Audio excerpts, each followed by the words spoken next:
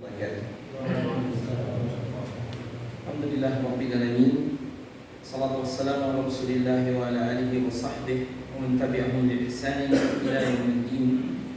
Amma ba'du. Qala subhanahu wa ta'ala fi kitabihil aziz, ya ayyuhalladzina amanu taqullaha haqqa tuqatih wa la tamutunna illa wa antum muslimun. Qala sallallahu alaihi wasallam, fa inna asdaqal hadithi kitabullah خير الهدي هدي محمد صلى الله عليه وسلم وشر الأمور محدثاتها فإن كل محدثات في الدين بدعة وكل بدعة ضلالة وكل ضلالة في النار. وبعد أحبتي في الله rahimani wa rahimakumullah, pada kesempatan malam yang baik ini kita diberikan nikmat yang begitu banyak oleh Allah Ta'ala, dan kita bisa selalu mensyukurinya.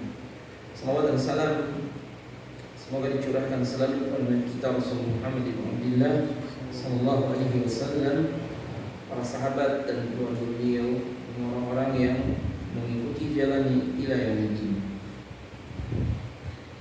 Masih kita di kitab Nu'atul I'tiqad. Sekarang kita masuk tentang zikru ba'di ahadits sifat. Pembahasan tentang penyebutan beberapa hadis tentang sifat Allah Subhanahu wa ta'ala. Kata muallif, wa minas sunnati, di antara sunnah Nabi SAW adalah ucapan Nabi SAW, yanzilu Rabbuna tabaraka wa ta'ala kulla layla ila sama'i dunya. Allah Subhanahu wa ta'ala turun ke langit dunia di setiap malam. Jadi Allah Ta'ala turun ke langit dunia di setiap malam. Ada Syekh Utsaimin dari sini menunjukkan sifatul asyarah, yakni an-nuzul, bahwa Allah Subhanahu wa ta'ala memiliki sifat fi'liyah, di antaranya nuzul. Nuzul artinya Allah Subhanahu wa ta'ala turun ke langit dunia. Makanya di hadis ini sekalian, hadis yang diriwayatkan oleh Abu Hurairah radhiyallahu ta'ala anhu wa arda, yanzil Rabbuna tabaraka wa ta'ala kulla lailatin. Allah turun ke langit dunia di setiap malam. Jadi yanzilu Rabbuna tabaraka wa ta'ala kulla lailatin, setiap malam, ila sama'i dunya, ke langit dunia, hina yabqa sulusul lailil akhir, ketika di sepertiga malam yang akhir. Yabqa sulusul lail al akhir, sepertiga malam yang akhir. Kemudian yaqulu man yad'uni fa astajib lah. Siapa yang berdoa kepadaku, aku akan kabulkan. Dijawab Allah Ta'ala. Wa man yas'aluni fa u'tiyahu. Siapa yang minta kepadaku, aku akan berikan. Man yastaghfiruni fa aghfir lah. Siapa yang minta ampunan, aku akan ampuni. Jadi ada tiga. Man yad'uni fastajib lah. Siapa yang berdoa kepada aku akan jawab doanya. Wa man yas'aluni fa'utiyahu. Siapa yang minta kepadaku, aku akan beri. Wa man yastaghfiruni fa'aghfirlah. Siapa yang mohon ampunan, saya akan ampuni. Akhrajahu Bukhari wa Muslim. Dalam Sahih Bukhari di nomor 1145, sedangkan dalam riwayat Muslim di nomor 758. Baik, pertama sebagai catatan nih, hadis ini sebagai dalil Allah Ta'ala memiliki sifat nuzul. Nuzul artinya sifat sifat turun. Karena memang Allah Ta'ala ada di atas arsy, istawa ala arsy.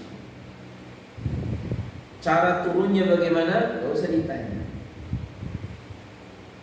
Kalau Allah turun berarti di atas sudah gak ada. Ini kata kepala kita. Karena orang sekarang kalau turun dari lantai 3 ke bawah, dan 3-nya dia kosong, itu makhluk. Yang kedua sebagai catatan, sulusul akhir minal laili afdalu awqatil lail. Sepertiga akhir dari malam itu waktu yang paling afdal. Itu yang kedua. Maka itu malam kalau dibagi 3, sepertiga yang akhir itu waktu yang paling afdal. Walaupun sahih teman sekalian, waktu-waktu itu ada yang di akhir yang afdal, ada yang di awal. Yang di akhir contohnya Ramadan, Ashrul awakhir afdalu min awaliha, ya kan? 10 Ramadan yang akhir itu yang di akhir lebih afdal dari yang di awal. Yaumul Jumu'ah, hari Jumat, yang afdal adalah ba'dal asar sampai maghrib. Makanya waktu digabungnya doa di antaranya di situ. Baik. Dalil yang menunjukkan di awal waktu lebih afdal di antaranya adalah 10 awal Zulhijjah lebih afdal dari 10 akhir Zulhijjah. Oleh karena itu, kenapa Nabi SAW menyebutkan tentang 2 salat yang dia memiliki keutamaan? Pertama salat subuh dan salat apa katanya? Salatul wusta. Apa itu? Salat asar. Kenapa begitu? Karena salat subuh dia adalah awal dari siang dan akhir dari malam, sedangkan salat asar adalah akhir dari siang, mendekati awal dari malam. Allah Ta'ala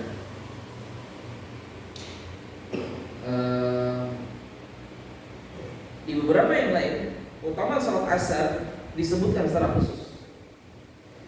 Nah, yang ketiga ya sekalian, atau yang keempat disebutkan di sini bahwasanya tasfu fihin nufus.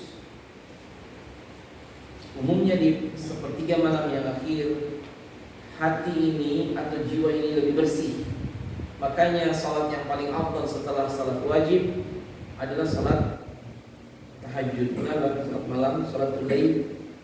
Karena salat malam dia sangat mungkin orang ini ikhlas.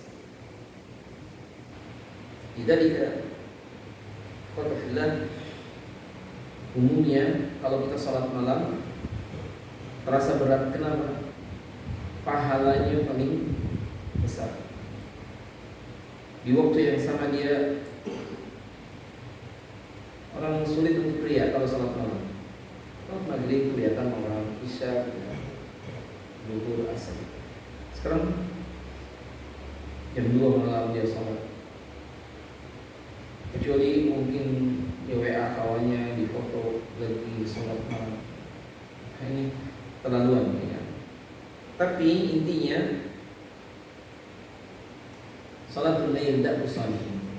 Dia adalah kebiasaan orang saleh. Makanya ada salah seorang dulu ulama di Sudan, dia mengatakan, Syekh Abdurrahman As-Sudani, katanya salatan lail li'annaha da'bus salihin. Salatlah malam karena dia kebiasaan orang saleh. Kalau malamnya salat, siangnya dijaga dari perbuatan dosa dan kesalahan. Kalau malamnya tidak sholat, siangnya tidak dijaga. Kalau siangnya menjaga dari yang haram, malamnya insya Allah mudah bangun. Kalau kalau siangnya banyak maksiat, malamnya susah untuk sholat. Ya bolak-balik begitu. Wabian khassallahu ta'ala bin nuzuli fihi ila samai dunya. Allah mengkhususkan turun ke langit dunia di sepertiga malam yang akhir, itu yang keempat. Dan ini maksudnya bahasan kita ini. Allah turun ke langit dunia di sepertiga malam yang akhir. Wa tafaddala ala ibadihi fihi wa afadha al-khaira ala ma talabah. Orang yang ingin cari kebaikan maka didapatkan di penghujung malam. Makanya doa-doa kita kalau kita panjatkan, insya Allah dikabulkan doa di penghujung malam.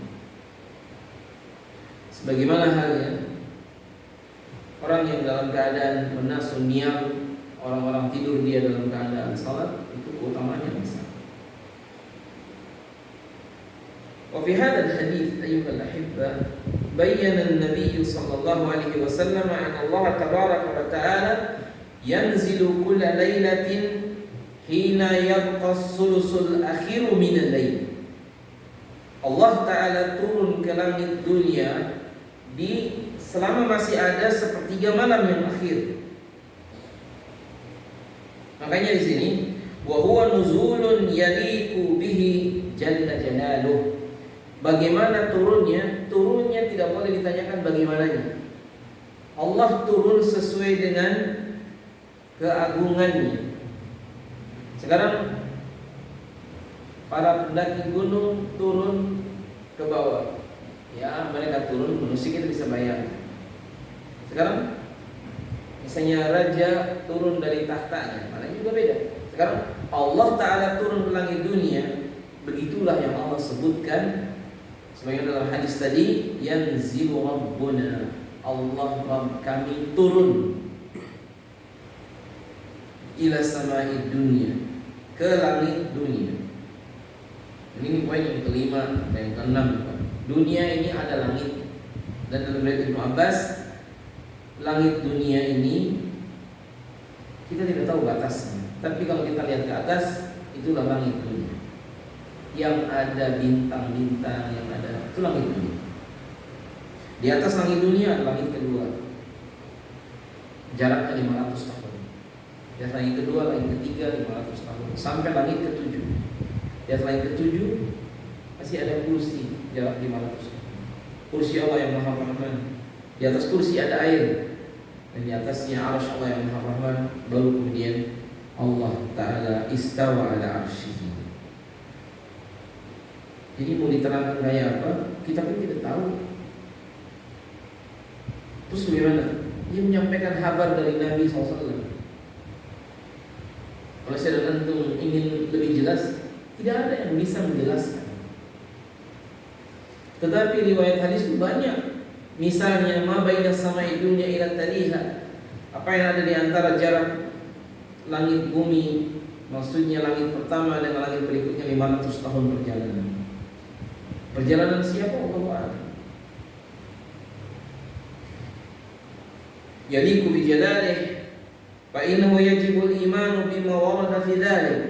Kita wajib beriman dengan apa yang ada pada dalil tersebut, min ghairi takyifin wala ta'til.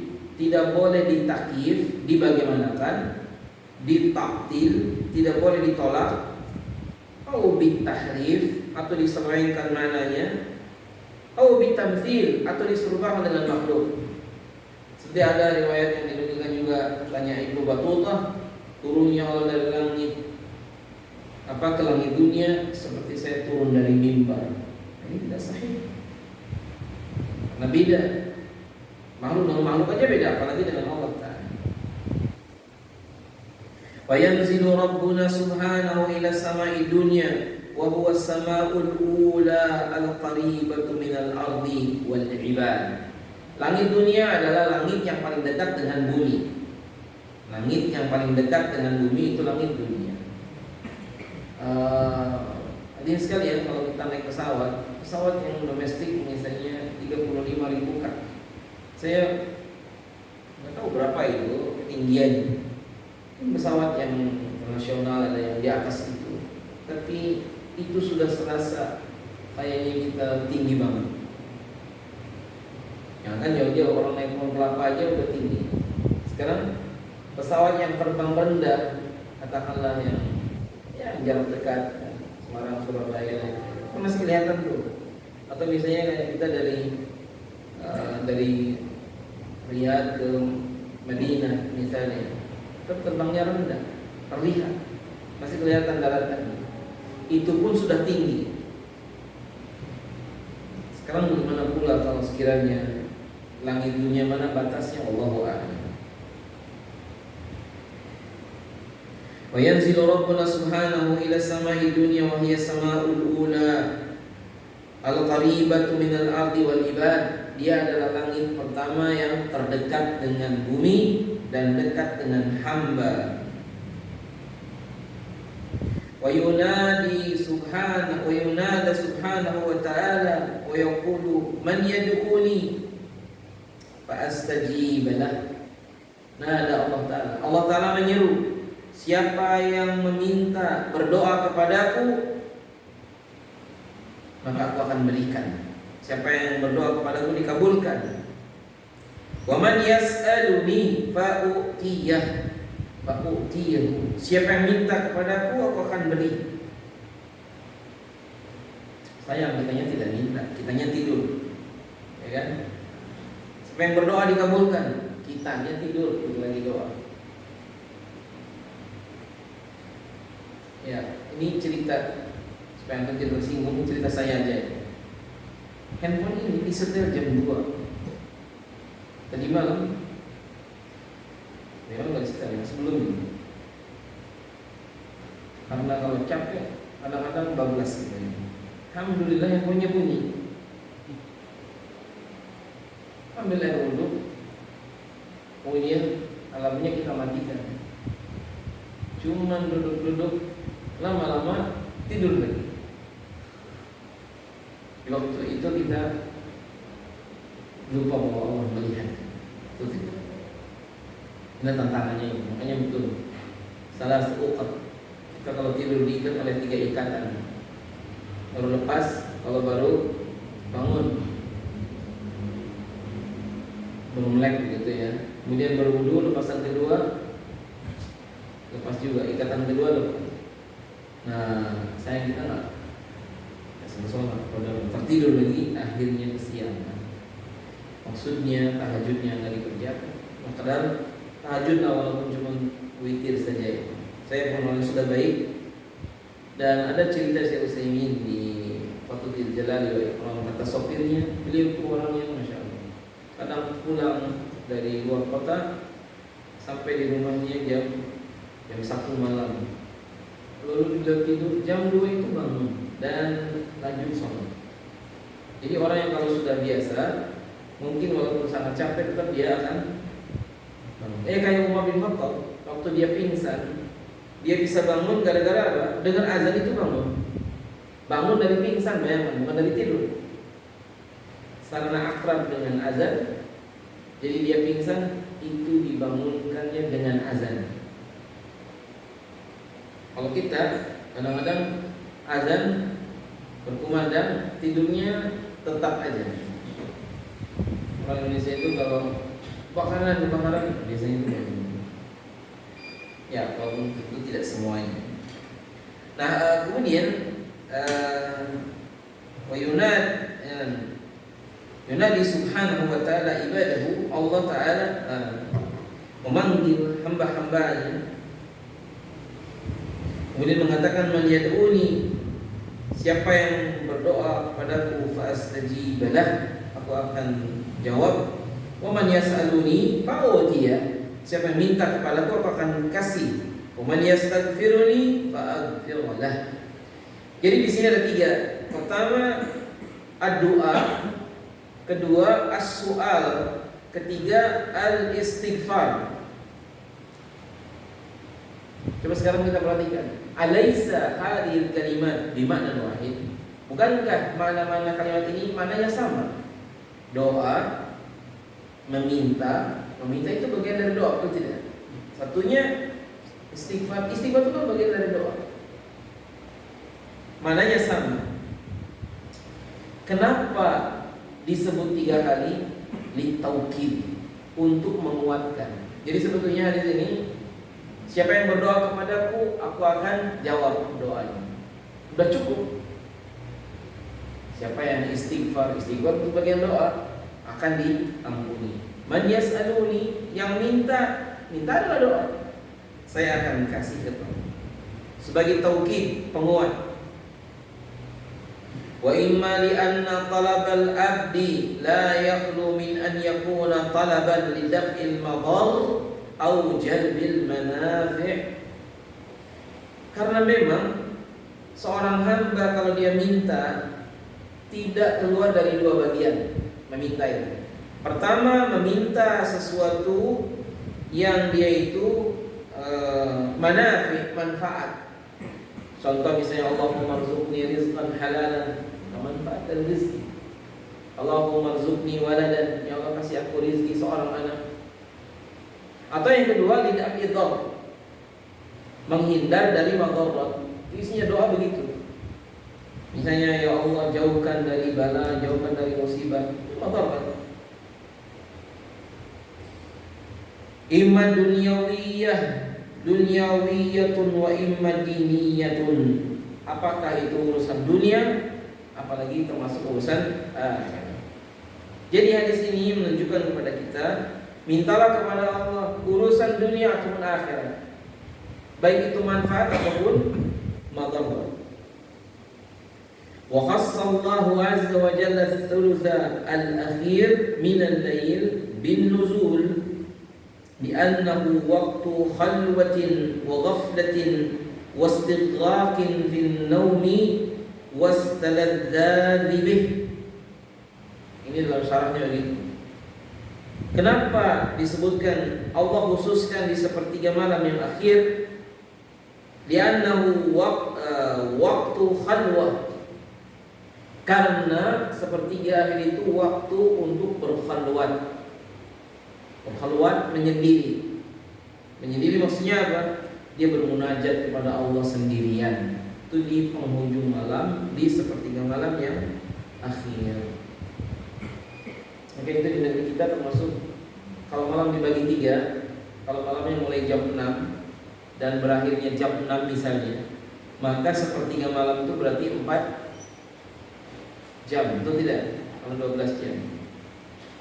Kalau di Saudi malamnya lebih pendek. Sekarang pun di Indonesia tergantung musim.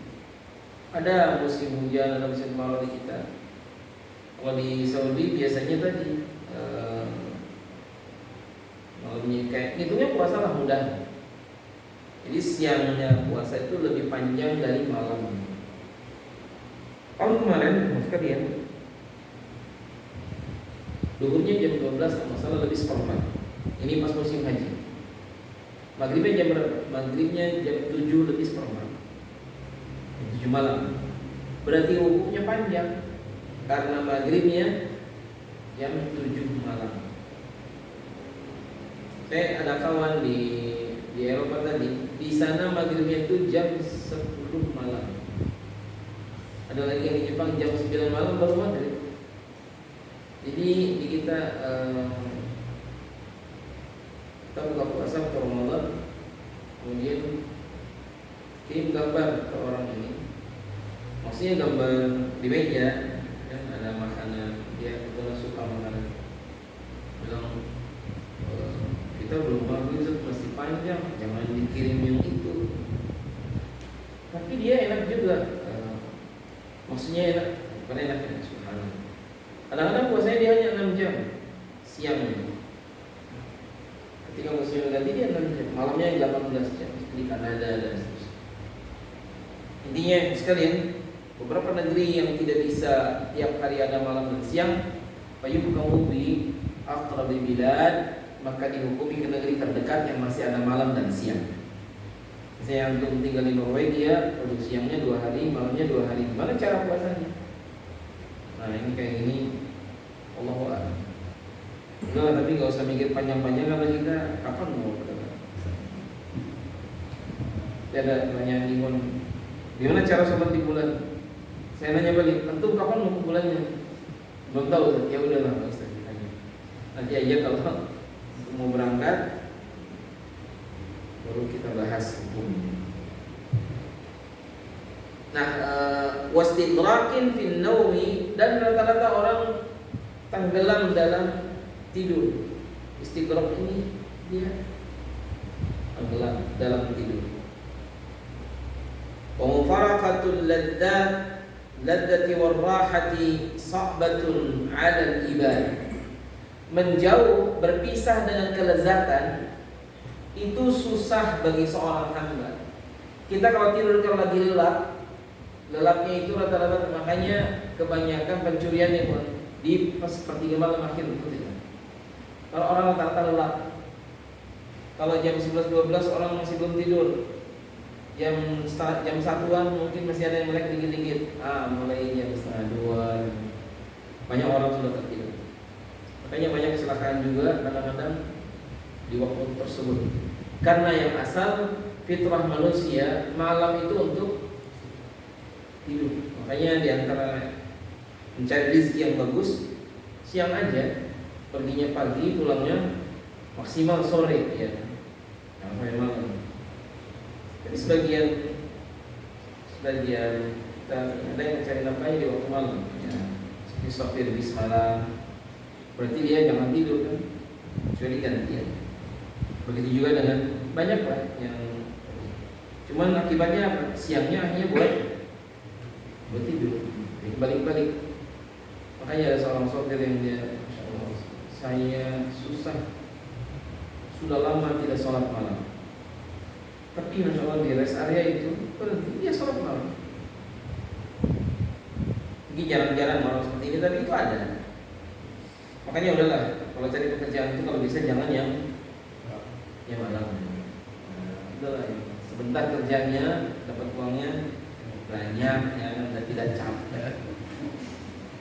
Dan jangan jauh dari keluarga juga, jelas halal. Kalau burung pergi pagi pulangnya sore, ya kalau bisa pergi pagi pulangnya siang, atau pergi pagi pulangnya pagi, maksudnya hari yang sama. Nah, kata beliau, warraha sa'batun 'ala al-ibad. Jadi maksudnya mufaraqatul raha, berpisah dengan istirahat. Raha itu dari tadi sebut istirahat, itu tidak mudah. Orang ketika dia nikmat-nikmatnya tidur harus bangun.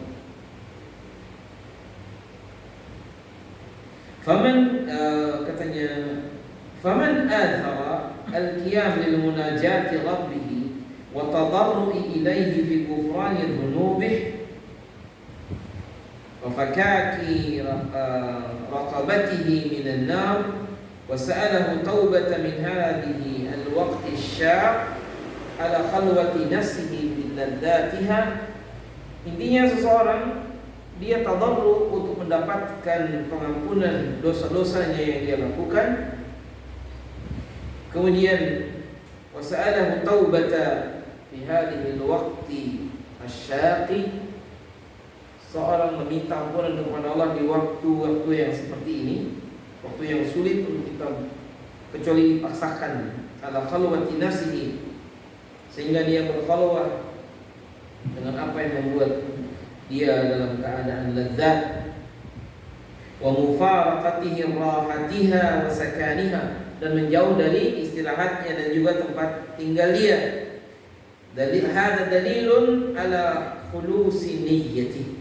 Maka ini sebagai dalil bahwa dia itu ikhlas. Makanya orang yang salat malam, insya Allah mereka ikhlas, karena dia perjuangannya luar biasa. Wa dalilun ala khulusi niyyati wa sihhati raghbatihi fima 'inda rabbih fa dhuminat lahu al-ijabatu allati hiya mufaraqatun bil ikhlasi wa sidqi niyyati fi du'a. Makanya rata-rata doanya dikabul. Kenapa? Karena dia itu ikhlas. Ikhlas doanya dan sungguh-sungguh dan hadir di hatinya. Makanya coba sekali. Hari ini yang jadi masalah adalah kalau orang punya kesulitan, semua orang di WA. Saya juga banyak WA masuk. Ada yang mengadukan urusan, saya tidak punya uang lagi, nggak ada buat beli beras, nggak tahu besok gimana. Ada juga yang ribut sama istrinya. Cuma saya kadang diam, kemudian kadang kita WA balik. Pernahkah, sudahkah mengadukan kepada Allah urusan itu? Maksudnya gimana? Berdoa di penghujung malam. Kata dia, belum. Wah, ini salah. Kita mengadukan kepada Allah urusan-urusan kita, kemudian ada pun WA ke kawan, kemudian memberitahu saya lagi susah gini-gini, yang ujungnya adalah minta dan yang lain. Ini bukan bagian yang benar. Nabi Ayub memohon kepada Allah, ternyata bukan memohon disembuhkan sakitnya. Beliau hanya bilang apa? Anni masani Allah wa anta arhamur rahim. Itu kata Nabi Ayub. Nah, kemudian idza yaqbalullahu du'aan min qalbin ghafilin lahin. Karena Allah tidak akan kabulkan sebuah doa dari orang yang hatinya lalai. Waktu doa hatinya tidak ada. Makanya kadang-kadang doanya Masya Allah lancar banget, tapi tidak pakai hati dalam doanya. Sehingga saya lebih cenderung kalau bawa jamaah umrah dan yang lain tawaf, sudahlah kita nggak usah pakai headset. Nanti tawifnya membaca doa, lalu orang-orang mengaminkan, atau dipaksa orang doanya biar sama. Kan tiap orang beda-beda. Maka lebih baik doanya sendiri-sendiri, lebih khusyuk. Apalagi doa ketika di area sa'i misalnya dengan dikeraskan, Rabbana, Rabbana, dan di area Allah. Intinya lebih pas untuk karena hadirnya hati ini tidak mudah.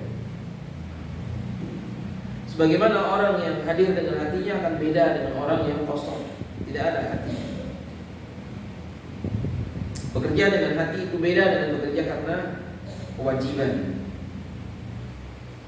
Jadi kata syarah ini, idza yaqbalullahu du'aan, Allah tidak menerima satu doa min qalbin ghafil, dari hati yang lalai.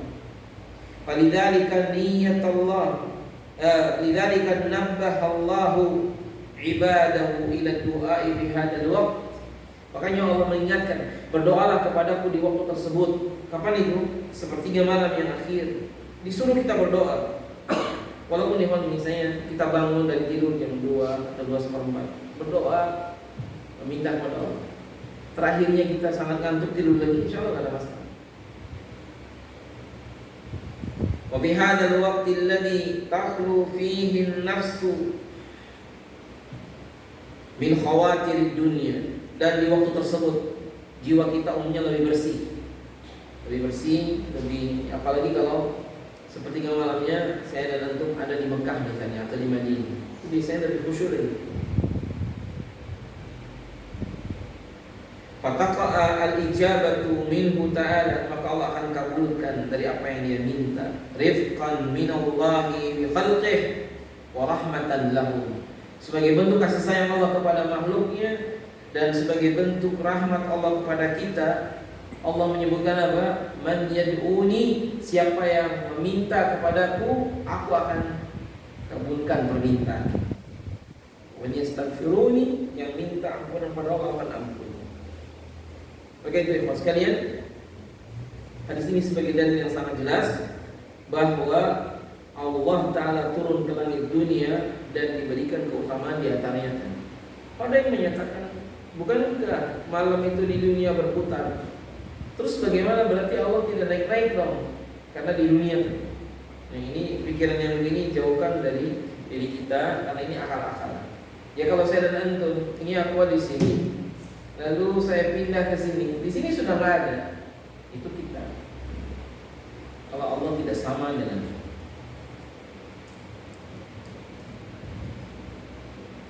Termasuk juga dari sekalian dimuliakan Allah,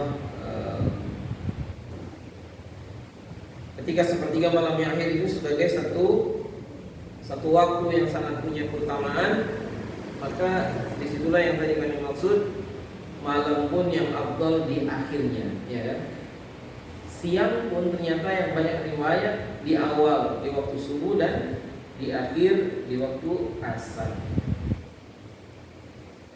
Kan kalau gaji atau honor, mana yang afdal? Di awal bulan atau di akhir bulan? Gimana Pak?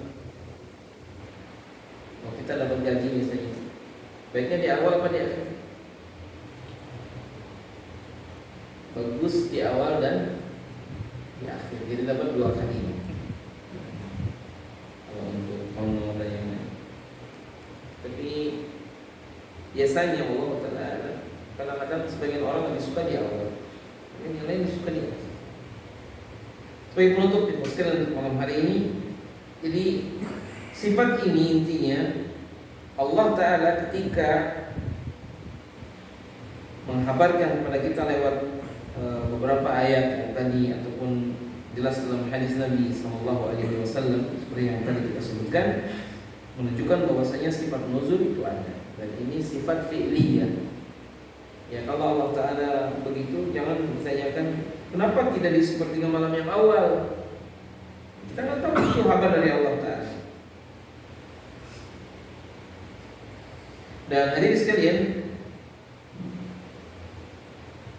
banyak orang yang kufur dengan beberapa pernyataan dalam hadis Nabi yang itu terkait dengan sifat-sifat Allah, di antaranya sifat nuzul. Ada yang mengingkarinya. Kalau begitu, Anda termasuk mujassimah, orang yang menjisimkan Allah Ta'ala. Nah, tidak. Kita tuh menghabarkan apa yang dihabarkan Allah, dan tidak boleh kita membagaimanakan, mentahrif, atau juga kita ta'til, menolak dan seterusnya.